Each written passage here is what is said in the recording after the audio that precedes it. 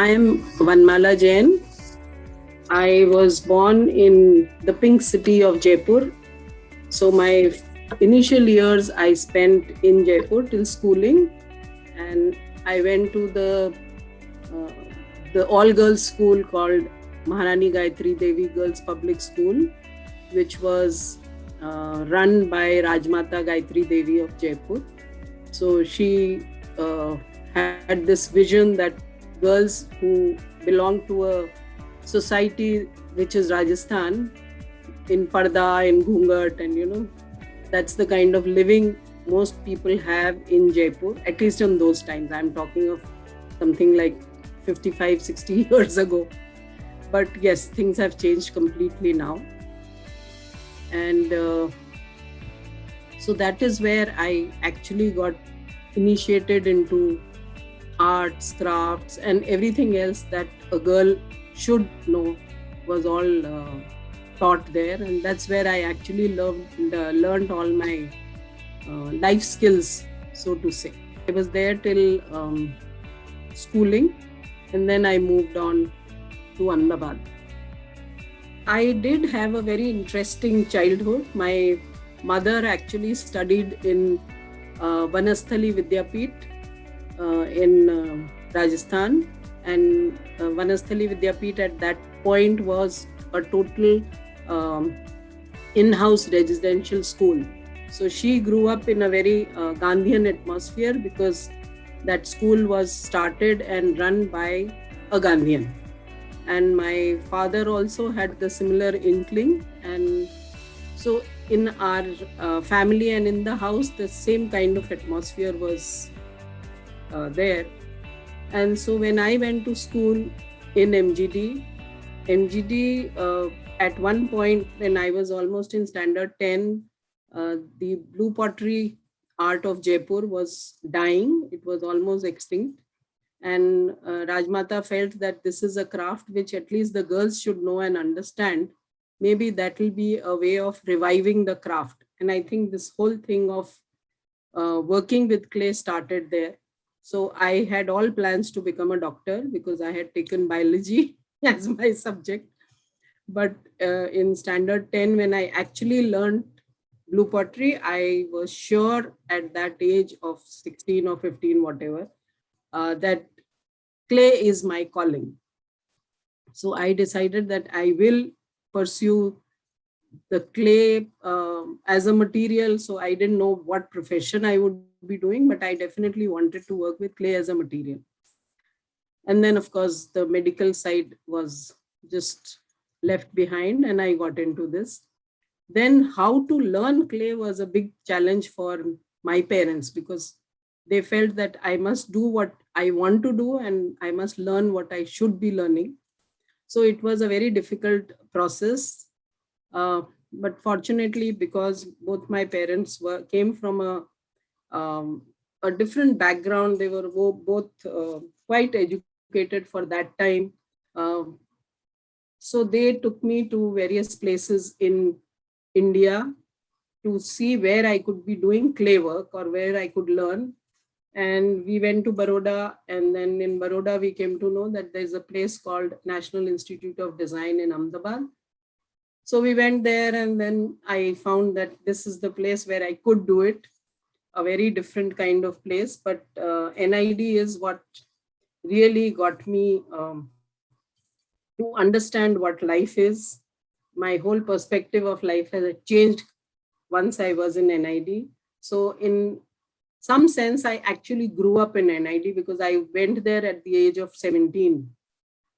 And first time leaving a very closed, protected atmosphere of school and family, and then reaching a very, very open atmosphere of NID where it was a co-ed. I studied in a girls' school.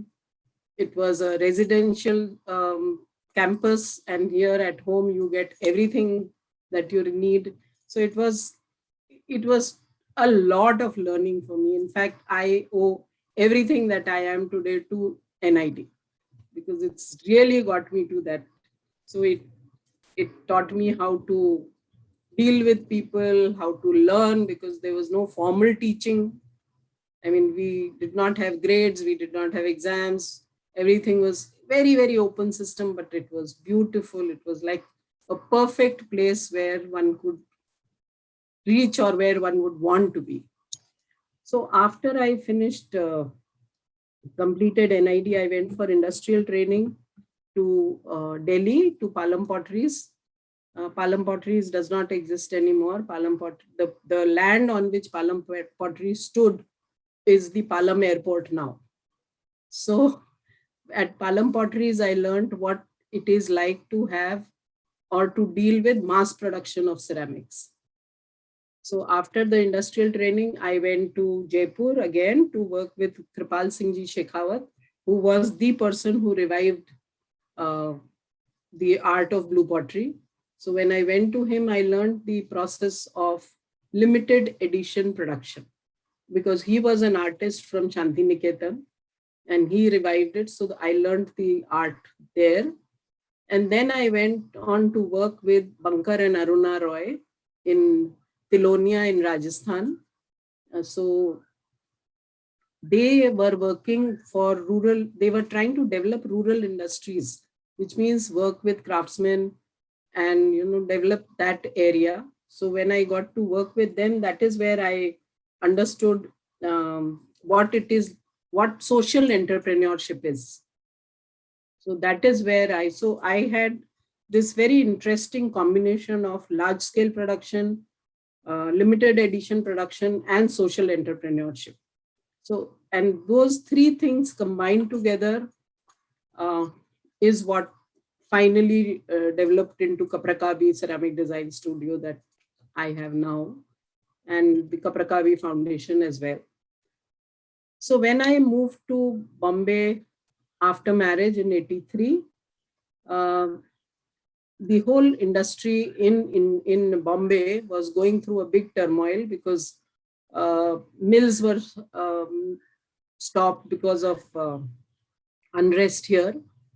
And then there were no factories, everything moved away from Bombay. So I had no place to actually do pottery or ceramics or, pursue my things. So I got into teaching. And so I first taught in JJ School of Art for 5 years. That is 83 to almost 87, 88.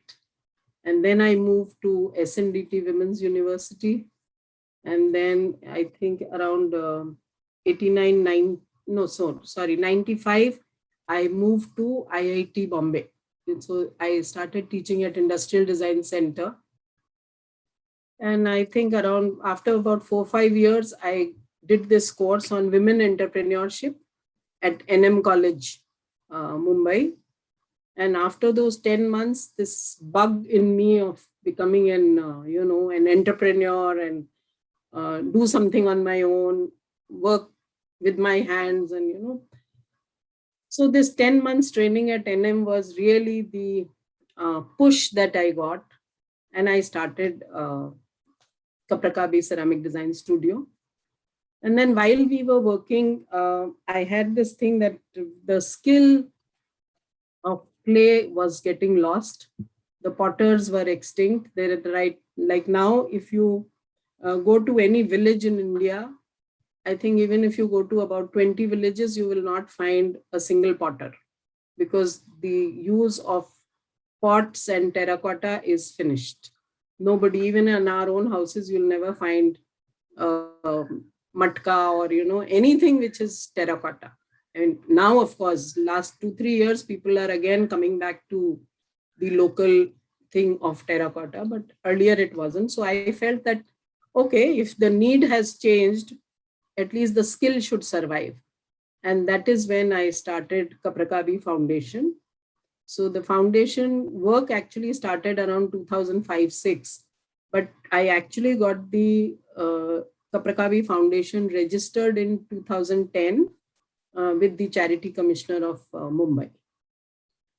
And so now we have been at it for almost 20 years now, 22 years. And I'm extremely happy that we have reached where we have. So we started training a lot of people. I started going to the municipal schools in Mumbai and talking to the principal, the children and the teachers, and finding out who are the children who have a good hand in drawing, but for some reason don't want to pursue the formal education. So I started training them. And once they got trained and they felt that, yes, they want to pursue this like me, the craft of clay. But of course, we had to wait till they were 18 because we couldn't start paying them, or we couldn't employ them as full-time salaried artisans. So we continued as working with them as apprentice and giving them stipend. But ultimately, these children have become the trainers to train the women and other beneficiaries. So that's the whole journey that we've gone through. Uh, so in my personal life, I will again repeat that getting into NID was the best landmark milestone. Uh, the second was when I started my studio, which is in 2000. And then the first piece of one of my creations that went to an international museum in Zagreb, Croatia, which was around the same time, year 2000. And then, of course, in 2015, I started organic farming and pottery together in Karjat, which is 100 kilometers from Mumbai.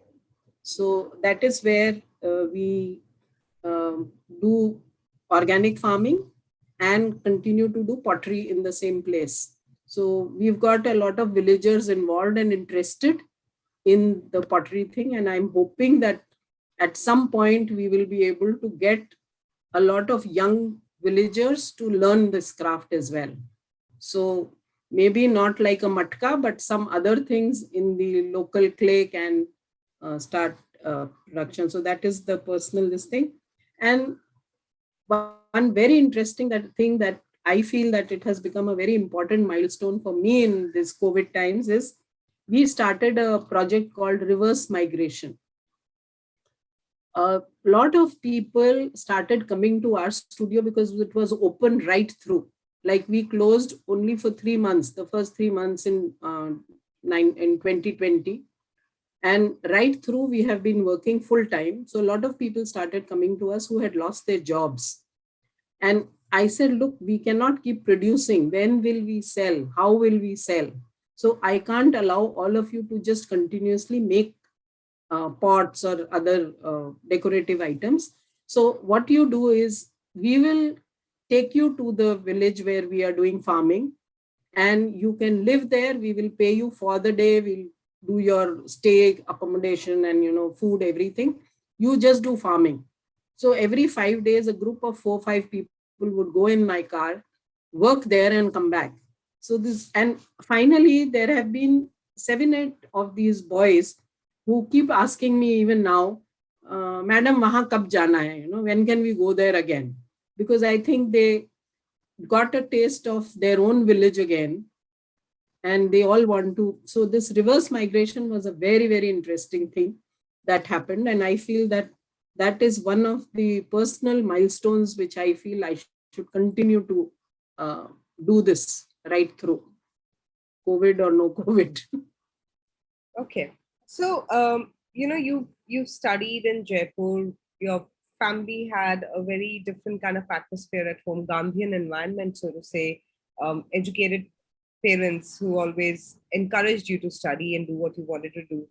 Do you remember anything, any incident from your childhood which stands out, which kind of speaks for how you were groomed or how you were encouraged or motivated by your parents to follow your heart, to follow your dreams? Anything that you remember? Yeah, like when I decided to do pottery as a profession, my grandmother, my mother's mother, she asked me in Rajasthani, if I can say so, Kai Kumharin Baneli, which means, do you want to be a a potter's wife. So do you want to be? And my parents heard that and they actually saw my face, but they were so encouraging. And they actually, my mother asked my grandmother that what happened when you sent me to Vanasthali? Wasn't that a step forward, much ahead of times? I mean, like if my mother would have been alive, she would have been about 88. So she went to a residential school so many years back, almost 80, 82 years back. So I feel that, that is something which is still carved in my memory. And I feel if that had not happened, or if she had not asked that question, I don't know, my life would have been maybe something different. My parents actually helped me to get out of it and say, okay, just follow what you want to do, and we will help you and we will support you in whatever you want to do. So that's an interesting thing which I still remember. Yeah, there was in fact, I go by that. There was an African saying that go with your people, be with them, learn from what they know, and begin with what you can give them. And that is what I feel, that those are the words which I have been able to continue doing. Because uh, like I said, everybody who learns clay knows what they are doing, and then we continue doing, and we start from where they are and continue with what we want them to do. So that's something which keeps um, affecting me, and I continue my journey like that. Yes, because I did feel like a very, very interesting and a very passionate moment when I was working with clay. It was a material which you felt that the moment you touch it, whether it is hard, whether you press it with a lot of force, whether you lightly hold it, whether you, it's like your body. It's like, it reacts with heat, with water, with the wind, with hard touch, with soft touch, with dents. You beat it, like how your body would react to any of these external forces. Similarly, clay also reacts like that. And I just connected so well the first two times that I worked with blue pottery clay. I just had to do only this and nothing else. Like later, a lot of people and my parents also said, why don't you try painting? Why don't you try textiles? Why don't you? But for me, all those materials and all those techniques did not matter. I felt that clay is my calling. Clay is the only material, clay is the only thing that I want to do. And I was myself surprised that at the age of 16, I was sure what I'm going to do. I didn't even have to think or rethink again.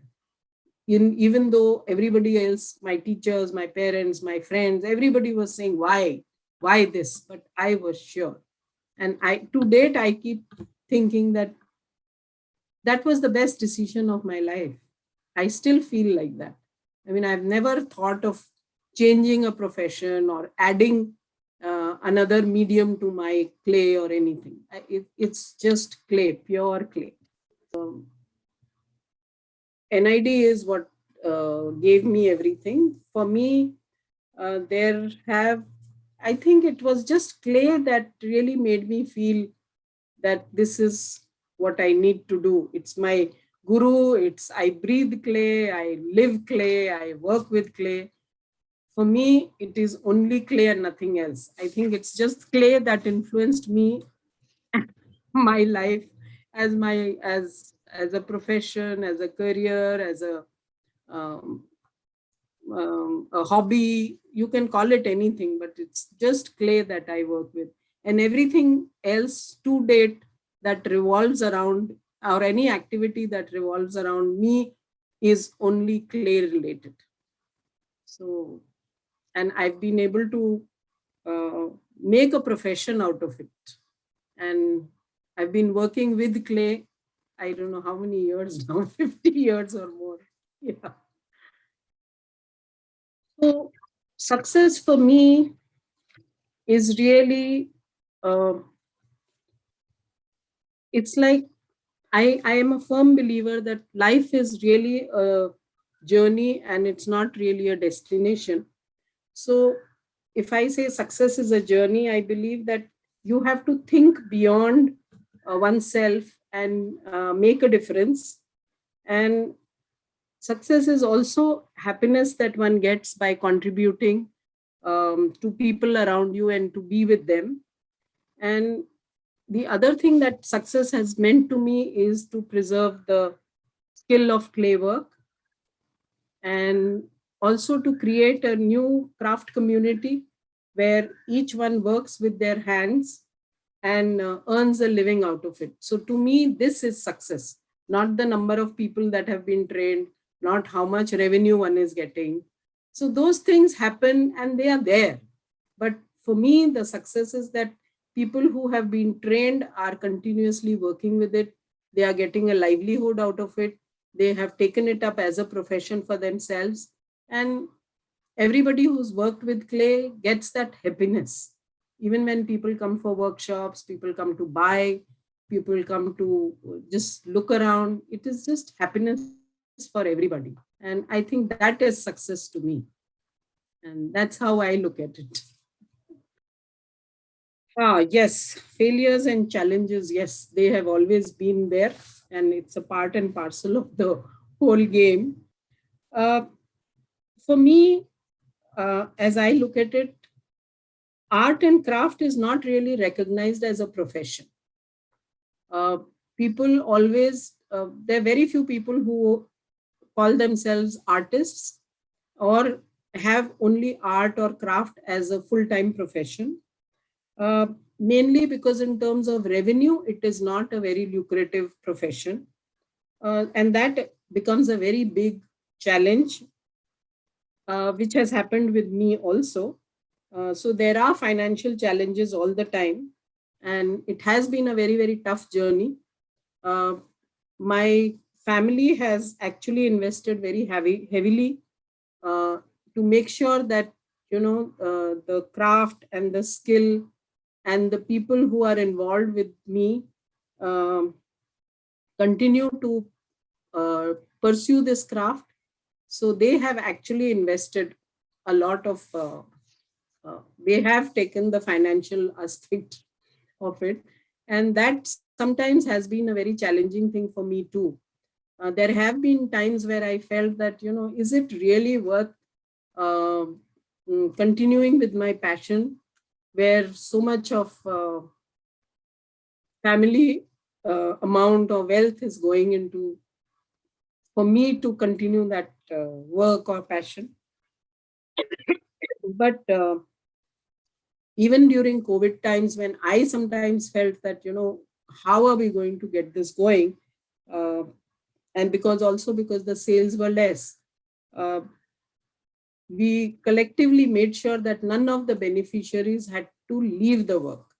They continued working, and so at some point, one does feel that these are the challenges and failures also, because we've not been able to make that kind of money. But as I said, for me, um, challenges and failures are a part and parcel of the field that I am in. So let's see how we are able to uh, get over these challenges at some point. I really don't know. I feel that I would still want to do what I did. I don't think I want to change anything except the challenges and the failures. If something else could happen, maybe um, some more inputs from other professions, maybe that could have helped. But yes, what I did, I am extremely happy about it. I wouldn't have changed anything except that, as I said, I should have, or maybe I could have taken help of other professionals, like maybe somebody who's good in marketing, in sales, in finance, or somebody who could do more planning for us. I went by my heart and very happy to reach wherever I have. But yes, other professions could have been more interesting. Uh, One thing I would definitely tell the person is uh, that I am proud of our heritage, and that resilience is important. And it's good that uh, I stuck on for so many years. Uh, yeah, that's it. Because I really have no regrets. So I don't feel that there was anything uh, different that I could have done. I am very happy with what I did, except these last two, three things that I said, that maybe I could have taken help from some other professionals. Maybe things would have been different, but I'm happy with what I have done for so many years. And I think I will continue doing them for the rest of my life. Hmm. One is, I will definitely tell them that they must follow their passion, whatever it is, and enjoy and be happy with whatever they want to do. Uh, a lot of times, when you want to do something very passionately, as the whole universe actually conspires to make that happen. And also, uh, you should compete only with yourself and nobody else. And that is what will take you much further, and you will be happy. And if you are happy, you will make sure that everybody else around you is happy. And I think that will um, make you also work with a lot of passion for whatever other profession that you choose to have. Uh, See, one thing, social impact, which I feel we've been able to do is, one is that we've been able to impart the skill of working with clay to the school dropouts who we trained initially, and who have taken it up as a profession and have become trainers today. So in some sense, these school dropouts have become teachers. The second thing, I think the impact that we've had is we have been able to train and employ retired people. So this becomes the second inning for the retired people who still have the energy and who have a lot of experience. So it becomes a win-win situation for them and for the organization. The third thing which I feel we have been able to do is, we conduct these studio tours, which is that we ask the young students of say standard 6 and 7 to come to our studio to have a look at the process. So in return, what actually happens is that they start liking, or they at least experience the world of handicrafts, and they also see how handmade things are made. So at some level, it will have an impact on them. Maybe they will take to handicrafts, or maybe at least if they appreciate handicraft, they may become buyers and they may become connoisseurs of art. One interesting thing that we've been able to do is that we started work from home culture 2 decades back, when we started working with women, because there were two things. One is, we do not have so much space to make 30 or 40 women sit together and work in one premise. And the second thing is that for women, it is very difficult to move out of their house because they all live in the slums of Bombay. So them leaving the house means they have to get into proper clothes, they have to spend the money on transport, and they have to leave the house, which means leave the children, leave the work that they were going to do at home. So the Lijjat Papad model, which I've been following, is actually work from home. because all the lijjat papads are made at home. The women only take the dough and work at home. So we worked at the same level. Actually just implemented the same model. So we give them the product, we give them the training, we give them the raw material, and they work from home and get it back to us, or we go and collect. So I think that has been a very interesting social impact as far as women are concerned. So the work from home culture, which is happening now, we've been doing it for years. So I think this we have been able to have some impact, and everybody who's been working with us is happy. They don't want to change anything. So I think we are okay. We've been working at in two different areas. Both are connected to soil. One is I'm doing farming, the other is I'm doing pottery. But as far as farming is concerned, we grow only organic food, and whatever little we are able to grow, we are using it ourselves. Uh, the second thing in pottery is that we uh, use everything that is actually going waste for others. That is, say, all our clay is recycled at every level, meaning there are three levels of clay that is being used, like it's uh, wet clay, once fired clay, and second time fired clay. All three different stages clay we are reusing. So it's recycling again. And we are actually, we all need to return to the basics. That is, we have to lead a life which um, nature has asked us to do, which we have kind of forgotten. And so what we do is that we uh, recycle everything in terms of paper, old cartons, all that packing material is reused, all the paper and all the other things that we burn, that burnt, uh, what is it called in Hindi? It's called rak. Ash, The ash. ash. Yeah. So we make ash glazes out of it, and all the ash we put on in the soil in Karjat, on the in the fields. So we are actually continuously recycling whatever waste we have. Nothing goes waste in the studio. Nothing goes waste on the farm.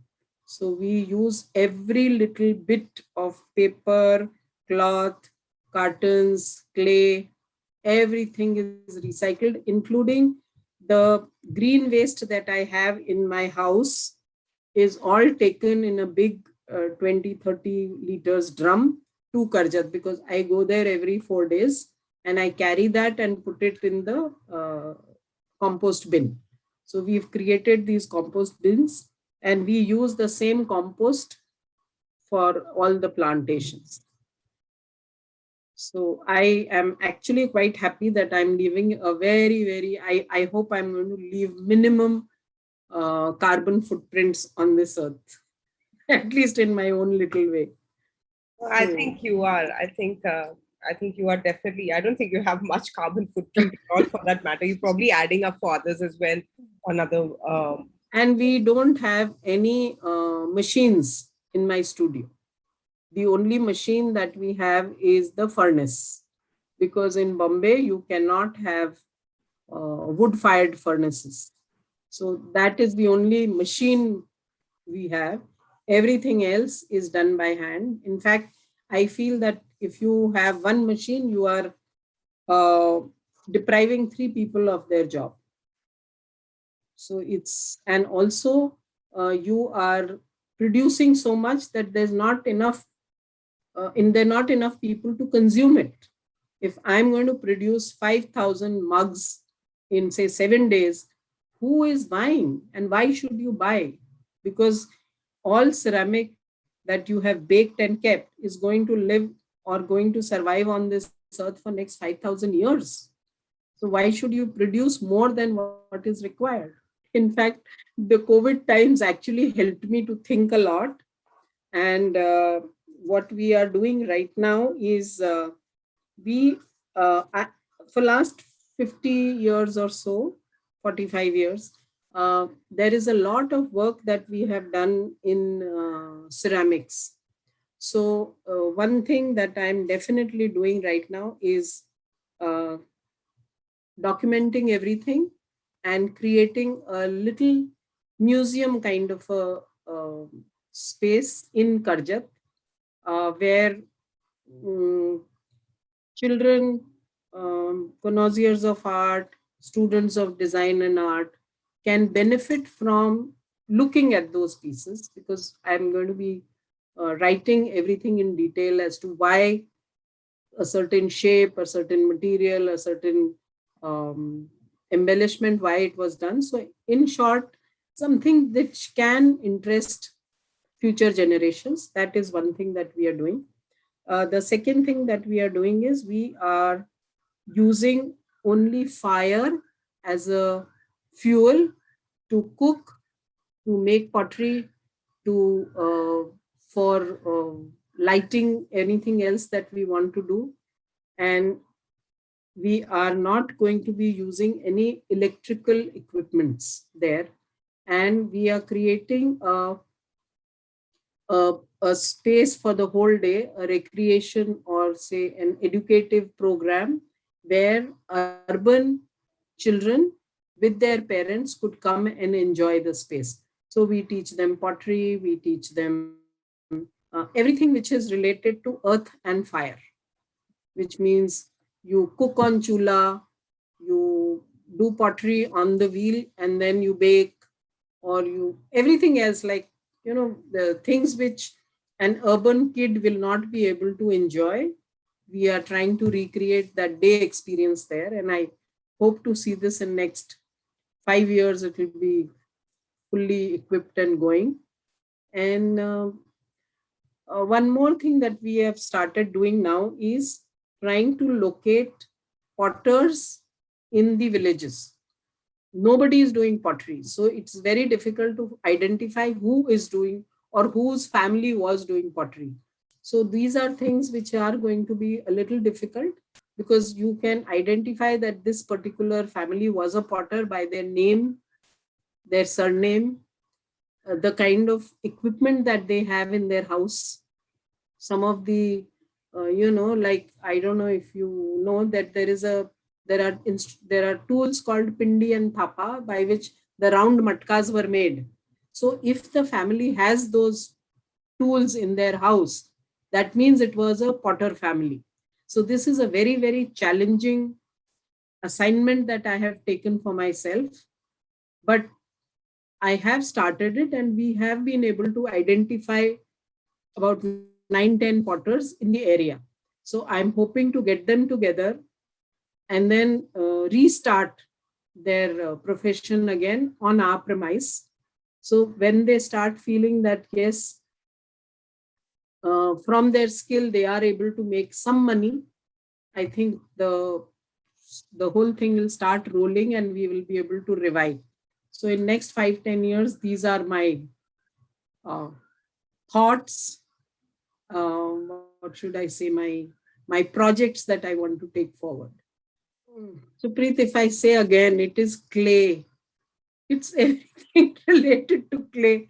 I think clay, I breathe clay, and I only think of projects related to clay, because I know that whatever projects I have been talking about or I've been conceiving and working on, I know that it is a financial drain on somebody else. And because we have not taken any funding, we are not taking any money from anywhere else, it is a financial burden. But I think also because the family is very supportive, I think I'm just enjoying what I'm doing.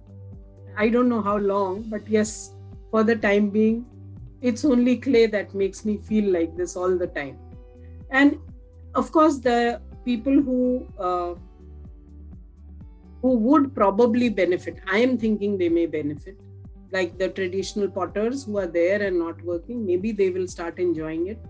Maybe to some extent, migration to cities will stop. Maybe to some level, we'll be able to use the natural resources locally available. And I think all these things combined together make me feel that I have to do this. I've never felt that why not something else? I mean, I just can't think anything else. All right. Okay. Yes, that is another project that is on my head. I don't know how much of it I'll be able to do, but I feel that I want to create not really sculptures, but some interesting creative forms which can work as sitting arrangements on the land that is there in Karjat. So which means that you create a piece on the land, you fire it on the land on the spot. So it becomes like a sculpture, it becomes like a piece on which you can sit, you can admire, you can, just love. So that is something which is I would like to do, if not in this life, maybe in next life. But and maybe I want many more potters, ceramists, artists to come with me and join this, so that all of us together can work and create an interesting space for everyone to enjoy.